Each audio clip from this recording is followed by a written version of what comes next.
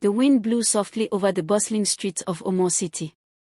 This was not a quiet village but a modern African city with tall buildings, cars honking, and markets buzzing with life. Ayanda stood at a window, watching people go about their lives below. She didn't live in a grand house. Her home was small, tidy, and simple. Her father, Baba Jabu, had worked hard as a driver for one of the richest families in Omore city, the Moyo family. Ayanda's life had once been peaceful until the night everything changed. That night, she had trusted Themba, the Moyo family's son. He had smiled warmly and offered her a ride home after a party. Themba wasn't alone. His friends were with him, boys from wealthy families who laughed loudly and always acted as if they owned the world. Ayanda was nervous but said yes. After all, Themba's father paid her father's wages. But the ride wasn't safe. The boys didn't take her home. Instead, they drove to a dark, quiet place where the city's lights barely reached. That night, they hurt her in ways she didn't have the words to describe. Years passed, but the memory of that night never faded. Ayanda's tears had dried, but her pain had not. Baba Jobu, her father, had begged her not to speak about what happened. He feared losing his job, feared being thrown out of the city with nothing. Ayanda listened because she loved her father, but the anger burned inside her. Ayanda didn't want to stay a victim. She wanted justice, but she knew she couldn't fight Themba and his friends head-on.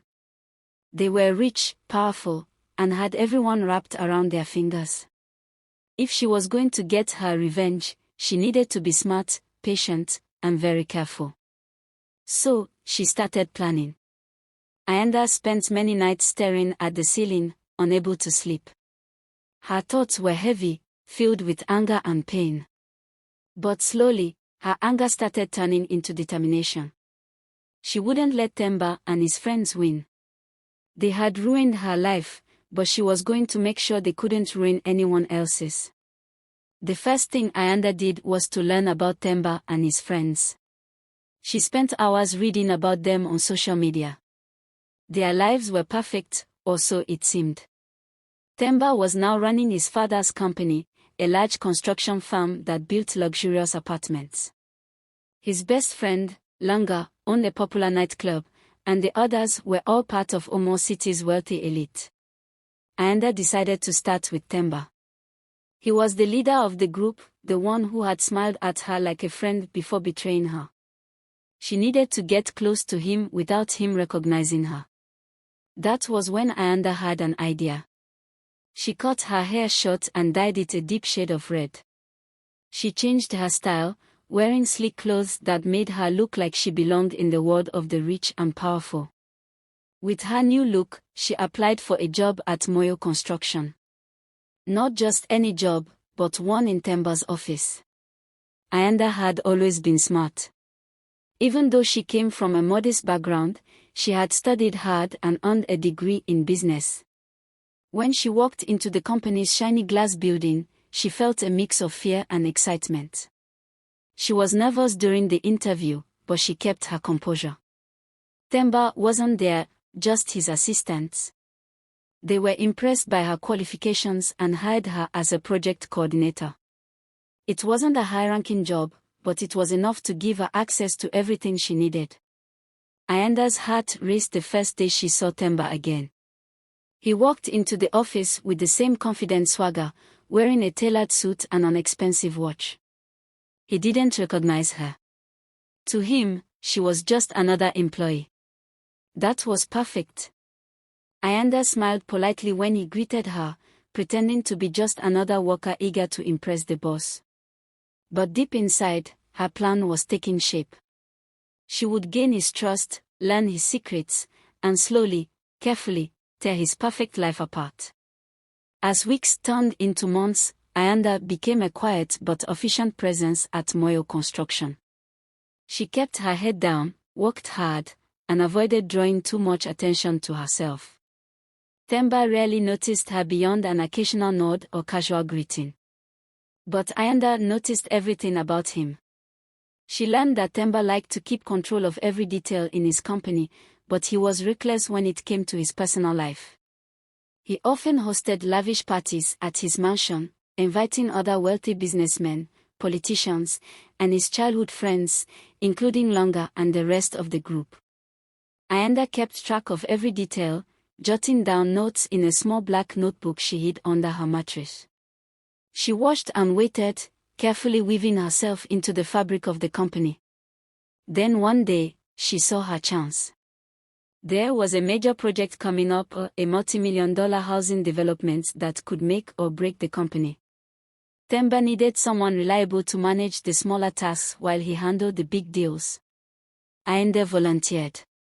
"I can take care of the client reports," she offered during a team meeting, her voice calm and steady. Themba glanced at her briefly, then nodded. "Make sure it's done right," he said, his tone dismissive. Ayanda smiled to herself. That was all she needed. With her new responsibilities, Ayanda gained access to sensitive company files. She worked late into the night, poring over contracts, emails, and financial records. What she found shocked her. Moyo Construction wasn't as successful as it appeared. Themba had been using bribes and illegal deals to keep his projects afloat. If the public found out, it would ruin him. But Ayanda didn't want to expose him just yet. She wanted to destroy him completely. Her first move was subtle. She started planting small mistakes in the client reports, nothing too obvious, just enough to create confusion and delay the project. At the same time, she began building a secret partnership with a rival construction company, feeding them inside information about Moyo Construction's weaknesses. While Themba was busy trying to fix the problems at work, Ayanda decided to strike at his personal life. She attended one of his parties, blending in with the crowd of glamorous guests. It was her first time stepping into the world of the rich since that fateful night. Her heart pounded as she walked through the grand entrance, the chandeliers sparkling above her. She spotted Themba laughing with Longa and the others, a glass of champagne in his hand. He looked so carefree, so untouchable. But Ayanda knew his secrets now. She made her way to the bar, where a group of women were gossiping about Themba's latest fling. Apparently, he had a girlfriend named Zola, a social media influencer with a fiery temper. Ayanda smiled. Zola could be useful. Throughout the night, Ayanda stayed in the background, listening, observing, and learning. When she finally left the party, she knew exactly what her next move would be. The morning after the party, Ayanda began implementing her next move. She knew that if she wanted to bring Themba down completely, she needed to dismantle both his professional and personal life. The pieces were falling into place, but she had to act carefully. Her first step was to sow doubt between Themba and Zola. Zola was already known for her fiery temper and jealousy, and Ayanda planned to exploit that. She anonymously sent Zola a series of photos she had taken at the party. In one of them, Themba was laughing with another woman, his hand lightly resting on her arm. It wasn't incriminating on its own, but Ayanda knew Zola would see it differently. Later that evening, Zola stormed into Themba's office while Ayanda was working late. "How could you embarrass me like this?" Zola screamed, holding up her phone. Themba looked startled, his face a mix of confusion and anger. "Zola, what are you talking about?" he asked, trying to calm her down. "Don't act clueless. I've seen the pictures." Their argument echoed through the office, drawing the attention of the remaining staff. Ayanda kept her head down, pretending to be focused on her work, but she was smiling inside. The next few days were tense. Themba seemed distracted, snapping at his employees and making rash decisions. Ayanda used his distraction to escalate her sabotage at work. She leaked a small piece of information about Moyo Construction's illegal dealings to a journalist she knew would investigate it further. The story wasn't big enough to cause a scandal yet, but it was enough to plant the seeds of doubt in the public's mind. At the same time, Ayanda continued to strengthen her partnership with Moyo Construction's rival company. She had convinced them to bid aggressively for the same projects as Themba, undercutting his offers with just enough precision to keep his team guessing. But Ayanda's most dangerous move came one evening when she visited Langa's nightclub. The last time she had seen Langa, he had been laughing with Themba in the car on that horrible night. Just the sight of him made her skin crawl, but she forced herself to stay calm. She had practiced this moment over and over in her mind. Langa didn't recognize her either, which worked in her favor. Ayanda approached him with a confident smile, pretending to be a regular partygoer. "Hey, you're Langa, right?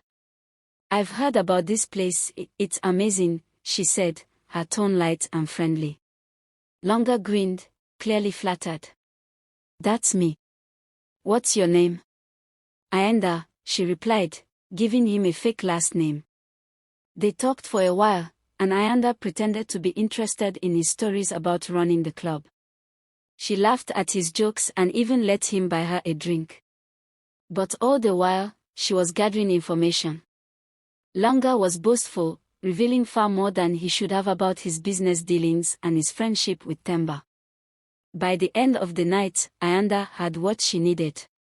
She thanked Langa for the drink and left, her mind racing with new ideas.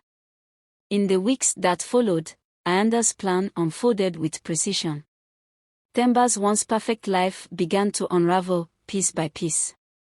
The argument between Themba and Zola had made headlines in Omore City's gossip columns, painting Themba as a careless and unfaithful partner. This was a blow to his reputation, especially since he had recently positioned himself as a respectable businessman. Zola, furious and humiliated, broke off their engagement and made a series of public posts hinting at dark secrets in Themba's life. Ayanda watched it all quietly, her satisfaction growing. But she knew she wasn't finished. At Moyo Construction, the tensions were rising. The company had started losing bids to its rival, thanks to Ayanda's leaks. Themba's father, Mr. Moyo, called an emergency meeting, his face grim. "This company is bleeding," he growled, pacing the boardroom. "Themba, I trusted you to handle things. What is happening?" Themba stammered, unable to provide a clear answer. Ayanda sat silently in the corner, pretending to take notes. After the meeting, Themba stormed into his office, slamming the door behind him. Ayanda waited a few minutes, then knocked softly. "Come in," he barked. Ayanda stepped inside, her expression calm. "Mr. Themba, I couldn't help but notice you've been under a lot of stress lately. Is there anything I can do to assist?" Themba looked at her, his frustration momentarily giving way to desperation. "Do you have any idea how much pressure I'm under? My father is breathing down my neck, the media is tearing me apart, and now we are losing deals left and right." Ayanda tilted her head sympathetically. "Perhaps it's time to reevaluate who you trust. Sometimes, the people closest to us are the ones causing the most harm." Her words struck a nerve. Themba frowned, as if trying to decipher her meaning. Ayanda didn't wait for him to respond.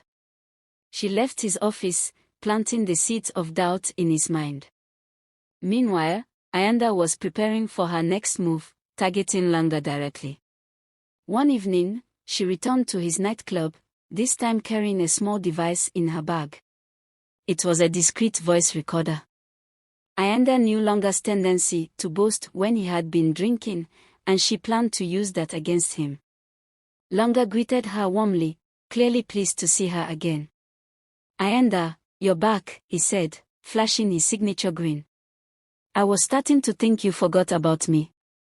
"How could I forget someone as charming as you?" Ayanda replied, her voice smooth. They spent the evening talking and laughing, but Ayanda skillfully steered the conversation toward his friendship with Themba.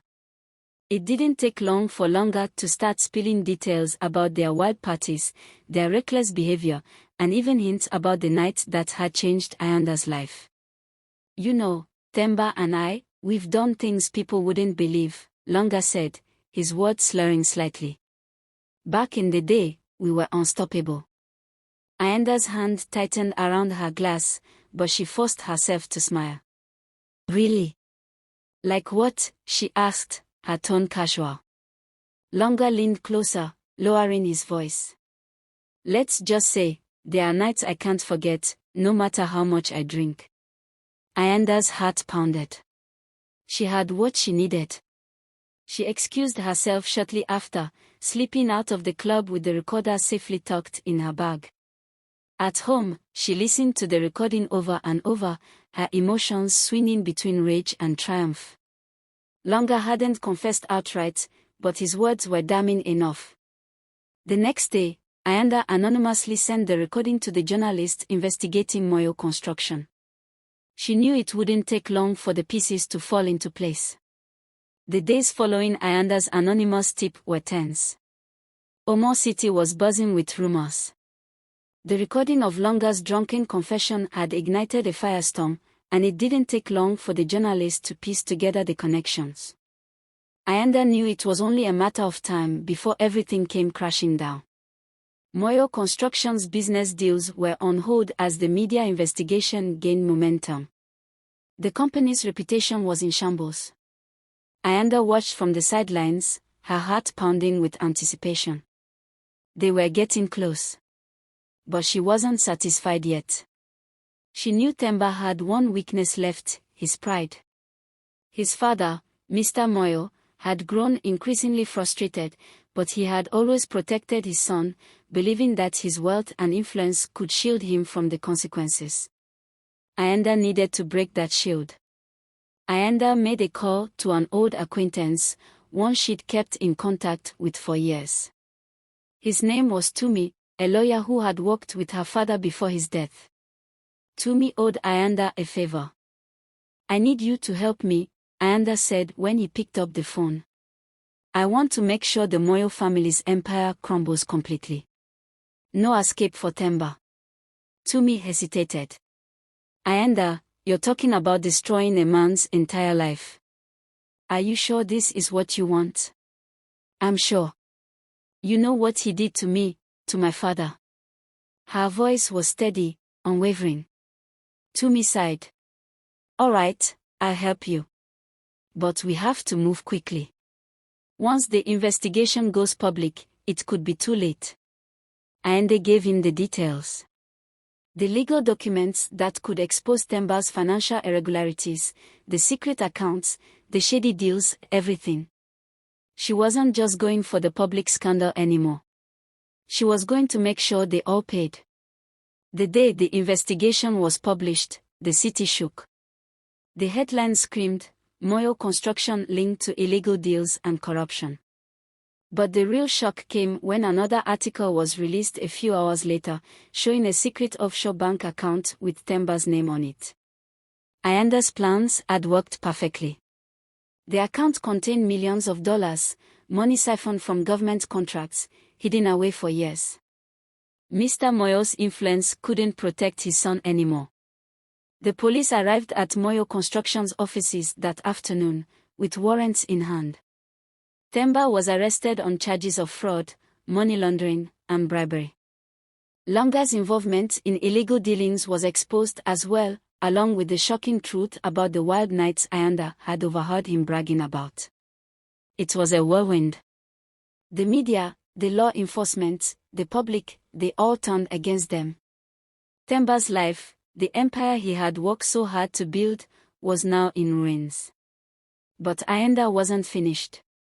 She still needed to confront them personally, to face them as she had dreamed of for so many years.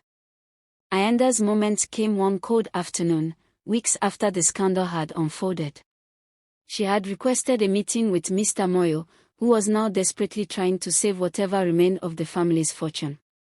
He agreed to meet her at a secluded cafe, a place far from the prying eyes of the media. When Ayanda arrived, Mr. Moyo was already seated, his face lined with stress. His eyes widened when he saw her walk in. She had never looked so confident, so sure of herself. Ayanda, Mr. Moyo said, his voice trembling. You've destroyed my son's life. Ayanda sat down opposite him, her expression cold. No, Mr. Moyo. Your son destroyed his own life. I just made sure the world knew the truth. Mr. Moyo's face twisted in anger. You don't understand. He was my only child. I've worked my whole life to build this company. You've ruined everything. Ayanda's eyes hardened. I understand more than you think. You protected your son, no matter what he did. But now he has to face the consequences. Just like my father did. There was a long silence between them. Then Mr. Moyo sighed, his shoulders slumping. I should have seen it sooner. I should have protected you, instead of blindly defending him. Ayanda felt a flicker of something, pity, perhaps, but it quickly faded. She had won. There was no going back for them now. You pay for your crimes, Mr. Moyo, she said softly, her voice unwavering. And you watch as your son loses everything he worked so hard to destroy. With that, Ayanda stood up. She didn't need to say anything more. She had done what she had set out to do. The pain, the loss, it was all behind her now. The revenge she had longed for was complete. Weeks later, Ayanda sat in her small apartment, looking out the window at the city below. The world had moved on, just as it always did. Themba and Longa were out of the picture. The Moyo family's empire was dismantled, their name tarnished forever. Ayanda had rebuilt herself from the ashes. She had gone through the darkest of times, and now she had emerged stronger than ever. No longer was she the helpless girl they had humiliated. She was a woman who had taken control of her life, who had used her pain as fuel for her rise. As she closed her eyes, Ayanda realized that her journey wasn't just about revenge. It had been about reclaiming her power, about never allowing herself to be victimized again. And in the end, that was the sweetest victory of all. The city, the world, it was hers now. And with that, Ayanda's story came to an end. She had succeeded where many others would have failed. Her tale was one of resilience, strength, and the unwavering pursuit of justice. The revenge that had consumed her heart ultimately led her to a place of peace. She had won the battle, and in doing so, she had found a deeper understanding of herself. The past was now behind her. The future was hers to shape.